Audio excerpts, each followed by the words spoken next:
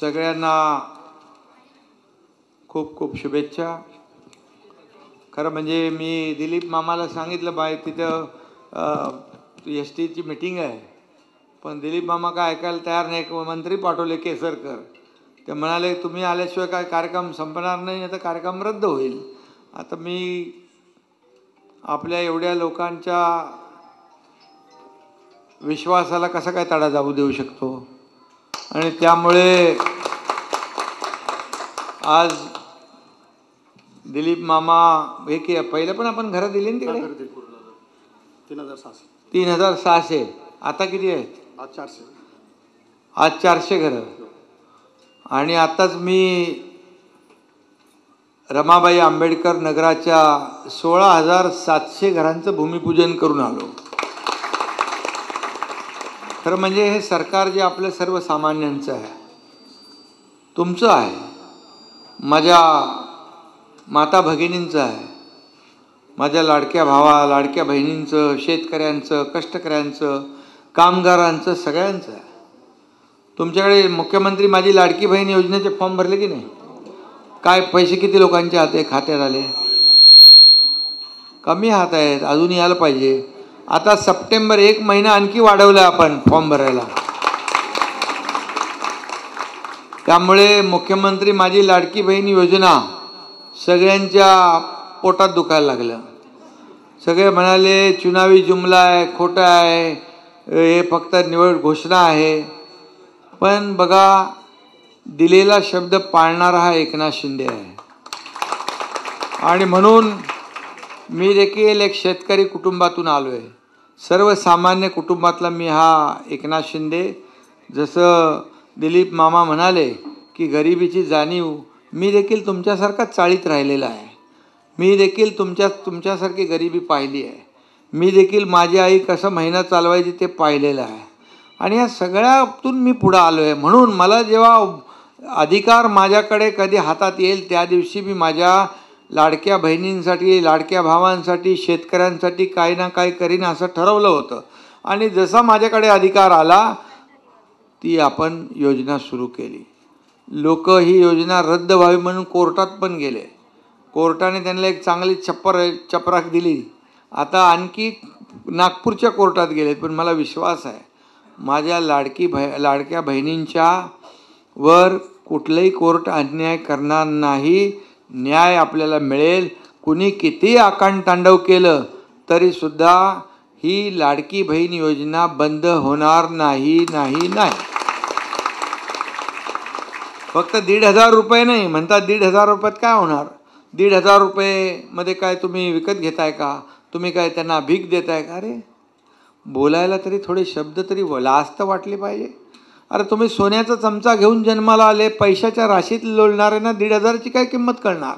पण 1,500ची किंमत माझ्या माता भगिनी आणि मला माहीत आहे की 1,500 रुपये हे आता आपल्या कुटुंबाला एक काय सर्व काय त्याच्यातून विकत घेता येत नाही, पण एक आधार म्हणून। आणि तुम्हाला मी सांगतो, तुमचा हा भाऊ 1,500वर थांबणार नाही। तुम्ही सरकारची ताकद वाढवली, बळ वाढवलं, 1,500चे 2,000 होतील, 2,000चे 2,500 होतील, 2,500चे 3,000 होतील, आणि दिलीप मामाने सांगितलं तर 3,000च्या पुढे पण आम्ही जाऊ। कारण हे देणारं सरकार आहे, हे घेणारं नाही। ही देना बँक आहे, लेना बँक नाही। पूर्वीचं काय होतं माहीत आहे? पूर्वी फक्त माझं काय, माझं काय। अरे राज्यकर्त्यांनी माझं नाही, जनतेला काय देणार ते पाहिलं पाहिजे, जनतेला काय मिळणार ते बघायला पाहिजे। आणि म्हणून दिलीप मामाने सांगितलं, शपथ घेतल्यानंतर मी त्यांना विश्वास दिला होता की तुमच्या भागातली जेवढी कामं आहे तेवढी कामं हा एकनाथ शिंदे करणार। आणि त्याप्रमाणे आपण आता ही घरं देतोय। आणखी ज्या SRAच्या ज्या प्रकल्प रखडलेत ते देखील रमाबाई आंबेडकर 16,000च्या वरची 17,000 लोक असे मुंबईतले सगळ्या SRA जे थांबलेले आहेत, रखडलेले आहेत, ज्यांना बिल्डर ॲग्रीमेंट करून गायब झालेत, भाडं देत नाही, काम थांबलेलं आहे। मुंबईतला मुंबईकर बाहेर गेला आहे, कोण नालासोपारा, वसई, कोण बदलापूर, कोण अंबरनाथ, कुठं कुठं गेला आहे। त्या सर्व मुंबईकरांना आम्हाला परत मुंबईत आणायचं आहे, त्यांना हक्काचं घर द्यायचं आहे. आणि म्हणून आम्ही योजना केली. कोणाला वाटलं होतं होणार नाही, हे एकनाथ शिंदे बोलतोय ते कसं शक्य आहे, पण मी जे बोलतो ते करतो. मी सिडको आणि ठाणे महापालिकेत ठाण्याला पहिला प्रकल्प सुरू केला धोकादायक इमारतींचा क्लस्टरचा. आणि आता हा रमाबाई आंबेडकर पण आपण MMRDA आणि SRA मिळून करतायत. आत्ताच त्यांना चेकचं वाटप केलं, एकेकाला 2-2 वर्षाचं भाडं दिलं, चेक वाटप करून मी तिथून आलो इथे. आणि म्हणून या मुंबईतले जेवढे रखडलेले प्रकल्प आहेत, हे सगळे प्रकल्प MMRDA, SRA, MHADA, CIDCO, MIDC, Mumbai महापालिका या सर्व संस्था ज्या आहेत त्यांना सांगितले तुम्ही 10-10, 5-5 प्रकल्प घ्या आणि लोकांना भाडं सुरू करा, काम सुरू करा. चांगल्या मोठ्या कंपन्या L&T वगैरे यासारख्या कंपन्या, मोठ्या कंपन्या ज्या आहेत, या ज्या म्हणजे चांगल्या क्वालिटी, चांगल्या दर्जाचे घरं देणारे अशा लोकांना काम द्या. आणि तेव्हा खऱ्या अर्थाने या ठिकाणी मुंबईचा विकास होईल. बाळासाहेबांचं स्वप्न होतं की मुंबईतल्या 40 लाख झोपडपट्टीतल्या लोकांना मोफत घरं द्यायची, परंतु दुर्दैवाने ती योजना रखडली. मला वाटलं होतं की आपल्या सरकारच्या अगोदर त्यांचे सुपुत्र मुख्यमंत्री होते, काहीतरी करतील, परंतु मामा काय केलंय नाही, रडत होतं काय नाही. तर मला कोणावर टीका करायची नाही, परंतु अपेक्षा होती की वडिलांचं स्वप्न पूर्ण कसं जेव्हा संधी मिळते तेव्हा केलं पाहिजे. परंतु बाळासाहेबांचं स्वप्न त्यांचा चेला एकनाथ शिंदे हा पूर्ण करेल. आम्ही पहिल्या टप्प्यामध्ये 2 लाख घरांचं टार्गेट ठेवलंय, दुसऱ्या टप्प्यात त्याहीपेक्षा जास्ती, तिसऱ्या टप्प्यात त्याहीपेक्षा जास्ती. असं करत करत मुंबई झोपडपट्टी मुक्त मुंबई करायची आपल्याला. आणि हक्काची घरं आता तुम्ही तिकडं ते एक सॅम्पल घर बांधलंय ते बघून या. त्या सॅम्पल घरासारखंच घर पाहिजे म्हणून मी सांगितले अधिकाऱ्यांना बजावून, याच्यामध्ये 19-20 चालणार नाही. 20चं 21 झालेलं चालेल, पण 19 झालेलं नाही चालणार आहे, सगळं सांगितलं. आणि म्हणून घर हे प्रत्येकाचं स्वप्न असतं, आपल्या हक्काचं घर असलं पाहिजे. आणि आपले पाहुणे सगळे लोक येतात, मित्र येतात, नातेवाईक येतात, त्यांना त्या परिसरामध्ये आल्यानंतर कुठंतरी बाबा आपला नातेवाईक चांगल्या परिसरात राहतो असं भावना झाली पाहिजे. हे आमचं स्वप्न आहे. आणि म्हणून हे आपलं हे सरकार जे आहे तुमचं सर्वसामान्यांचं सरकार आहे. आणि म्हणूनच या झोपडपट्टी पुनर्विकास योजनेला चालना देण्याचं काम आपण केलं आहे. तुम्हाला सांगितल्याप्रमाणे इथं त्या बिल्डिंग रिपेरिंग आता यांना आपण चाव्या देणार आहे ना, चाव्या आपल्याला देणार. आणखी काय किती राहिले तुमचे घरं? अजून 3,000 घरं आहेत. मग 3,000 घरं जी आता ती कुठं द्यायची? तिथंच देतो, टेंडर काढले. अच्छा, मग तेही होईल. पण मी एवढंच सांगतो, तुम्ही एकदम चांगला आमदार निवडून दिलेला आहे. हा नुसता त्याचा मतदार एकदा तर आपल्या अधिवेशनामध्ये रडलाच होता. त्याचं काम काय ते मध्ये मागे पुढे चाललं होतं. अरे मी बोललो बाबा काय झालंय? मग तुम्हाला सांगितलं त्यांनी असं असं आहे. आणि त्या मिठी नदीच्या बाजूचा काहीतरी होता ना विषय. हा हेच लोक आहेत ते. अच्छा, मग तुमच्यासाठीच रडला बघा तो. आणि म्हणून त्याचं हे काम फटाफट केलं, कारण शेवटी त्याचं स्वतःचं काय काम नाही, स्वतःचा वैयक्तिक स्वार्थ नाही. जे काय करायचं ते मतदारसंघातल्या लोकांसाठी करायचं. सर्व जातीपातीचे लोक आज दिलीप मामाच्या मागे आहेत. आणि म्हणून मी सांगतो, संडे होय मंडे काम करताय दिलीप लांडे. अरे जे आहे वो है, खरं आहे ते खरं आहे. आणि काय माझ्याकडे आला की काय ना काय ते लोक मतदारसंघातलेच कामं असतात. त्यामुळे काळजी काय करायची नाही. तुम्हाला यावेळेस हे सर्व लोक रेकॉर्ड ब्रेक मतांनी विजयी करतील. कारण आमदार कसा असावा? दिलीप मामा सारखा असावा. एक आदर्श आमदार. नुसता त्याला त्यांचा एकच ध्यास, माझ्या मतदारांना हे पाहिजे, माझ्या मतदारांना ही सुविधा पाहिजे. किती पैसे दिले आतापर्यंत आपण? 1200 कोटी रुपये दिलीप मामांना आपल्या सरकारच्या वतीने दिले. आणि म्हणून आणखी जे जे काही लागणार आहे ते सगळं तुम्हाला. अरे दिलीप मामा आगे बढाला म्हणजे मी बढालो. त्यामुळे तुम्हाला ह्या योजना चालू ठेवायच्यात ना पुढं. सगळ्या योजना, लाडकी बहीण, लाडकी मुलगी, लाडका भाऊ, हे लाडक्या भावांचे फॉर्म भरले का नाही तर सुशिक्षित बेरोजगार, ते 10 लाखाचं टार्गेट ठेवलेलं आपण, 10 लाखाचं. आणि आपल्या बहिणींनी किती विरोधकांनी सांगितलं खोटं आहे, अमका आहे, तमका आहे, तरी सुद्धा 2 कोटी बहिणींनी फॉर्म भरले. 1,40,00,000 बहिणींच्या खात्यात पैसे देऊन टाकले, आपण जमा केले. म्हणजे शब्द दिला. जे होणार आहे, बाळासाहेब सांगायचे, शब्द देताना एकदा नाही, 10 वेळा नाही, 100 वेळा विचार करा. आम्ही सगळं नियोजन केलं. 33,000 कोटीचं नियोजन केलं या माझ्या लाडक्या बहिणींसाठी. आता तुम्हाला 3 सिलेंडर पण मिळणार आहेत, गॅस सिलेंडर वर्षाला मोफत, तेही मिळणार आहेत. तुमच्या मुलींना, तुम्हाला डॉक्टर बनवायचं आहे, इंजिनियर बनवायचं, वकील बनवायचं आहे, त्याचे सगळे फी सरकार भरणार आहे. त्याचबरोबर सुशिक्षित जे आपले तरुण आहेत त्यांना प्रशिक्षण भत्ता, स्टायपंड देणारं हे देशातलं पहिलं राज्य आहे आपलं महाराष्ट्र. 6,000, 8,000, 10,000 महिन्याला देऊन त्यांना स्किल्ड करणार, त्यांना ट्रेंड करणार आणि त्यांना तिथंच नोकरी मिळणार. हे कोण देत आहे? आणि म्हणून मला माहीत आहे ही गरिबी काय आहे, सर्वसामान्य माणसाचं दुःख काय आहे.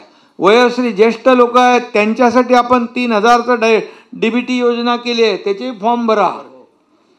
आणि मुख्यमंत्री तीर्थदर्शन योजना पण आपण केली आहे. ती योजना म्हणजे ज्येष्ठ लोकांना पंढरपूरला जायचं आहे, शिर्डीला जायचं आहे, कुठं आणखी जायचं आहे, त्यांच्याकडे इच्छा असते पण पैसे नसतात, म्हणून त्यांनाही आपण मोफत तीर्थदर्शन योजना सुरू केली आहे. आणि या निवडणुका विधानसभेच्या झाल्या की विरोधकांनाही काय कामधंदा नाही राहणार, त्यांना पण तीर्थदर्शनला पाठवू. पण शेतकऱ्यांसाठी आपण, तुमच्या गावाकडचे शेतकरी आहेत त्यांना पण आपण 7.5 हॉर्स पॉवर पर्यंत जे पंपाने शेती करतात त्यांना विजेच्या बिलाची चिंता होती, त्यांचं वीज बिल आपण माफ करून टाकलं. आता शेतकरी देखील आपला अन्नदाता आहे, मायबाप आहे, म्हणून तीही आपण योजना केली. अशा किती योजना आहेत. या योजना करणारं हे सर्वसामान्यांचं सरकार आहे. आणि म्हणून मी आपल्याला एवढंच सांगतो की दिलीप मामा हा एक आदर्श आमदार कसा असतो त्याचा उत्तम नमुना दिलीप मामा लांडे आहे. आणि म्हणून मला STच्या संपाची बैठक आहे तरीसुद्धा मी म्हणालो हा काय ऐकणार नाही, जिद्दी माणूस आहे आणि मला जायलाच लागेल. आणि म्हणून मी आपल्याला भेटायला आलो, आपल्या संवाद साधायला आलो, आपलं दर्शन मला मिळालं आणि दुसरं काय पाहिजे. आणि म्हणून मी आपल्याला एवढंच सांगतो की ज्या ज्या काही आपल्या अडचणी, समस्या जो माणूस सोडवतो, जो आपल्या सुखदुःखात उभा राहतो तो आपला आहे. आणि मग अर्ध्या रात्री पण आमदार धावून जाणारा, लोकांच्या समस्या सोडवणारा हा दिलीप मामा. पुढच्या आता 2 महिन्या निवडणुका आहेत ना,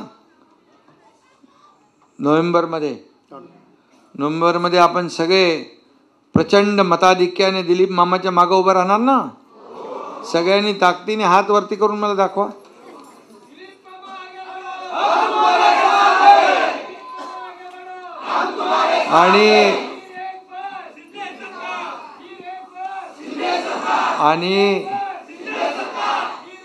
आणि दिलीप मामाला पहिला निवडून आणा, ते पहिलं काम आहे आपलं. आणि म्हणून मी आपल्याला सांगतो की रेकॉर्ड ब्रेक मताधिक्याने, आता प्रचाराला येईन मी, पण मला वाटतं एवढं काम केलं आहे दिलीप मामानी की मला वाटतं हे सगळे लोक जे बाहेर निघाले ना तर समोरच्याचं डिपॉझिट जप्त झाल्याशिवाय राहणार नाही. त्यामुळे बिथरलेत सगळे लोक, काय काय करायला लागलेत. टीव्हीत बघितलं ना जोडे मारो आंदोलन. अरे कार्यकर्त्याने जोडे मारो आंदोलन केलं तर समजू शकतो. मुख्यमंत्री राहिलेले माणसं, मोठमोठी माणसं असं जोडे मारत काय परिस्थिती आहे.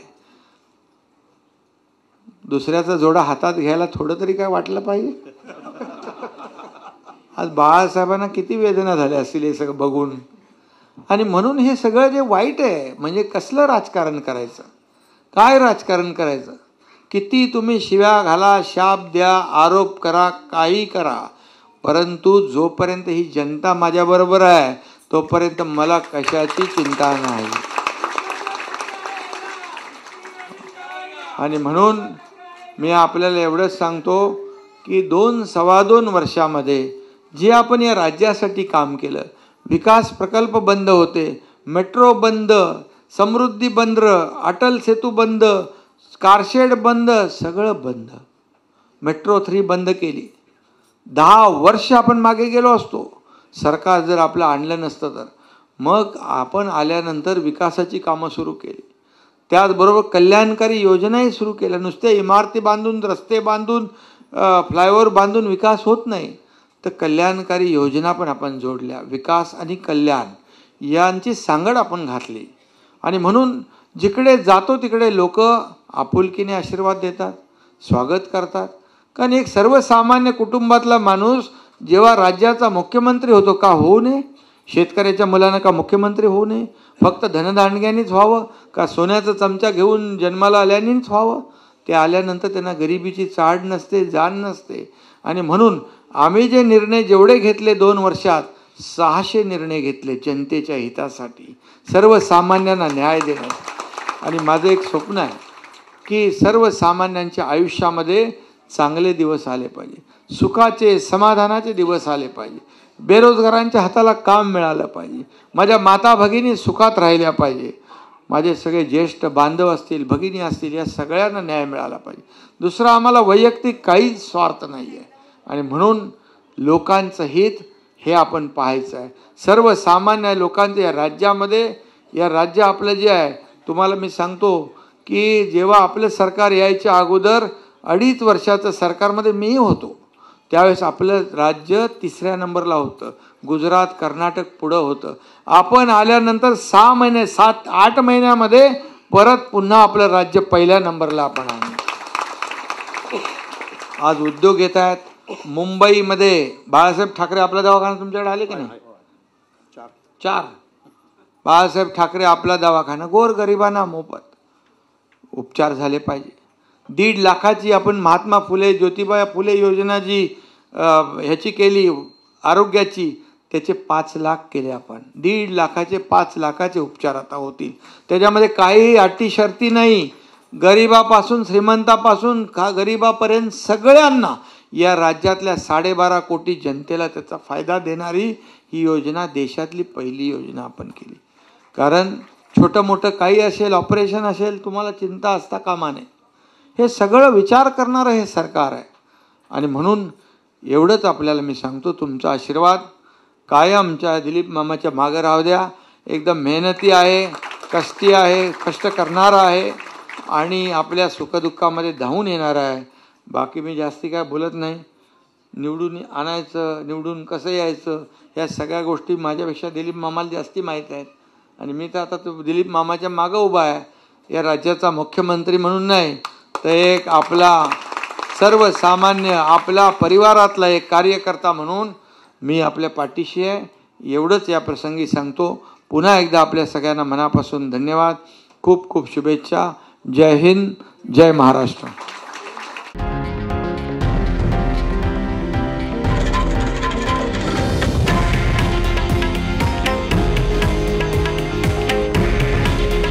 हे आहे देशातील नंबर 1 न्यूज नेटवर्क आणि आपण पाहत आहात TV9 मराठी.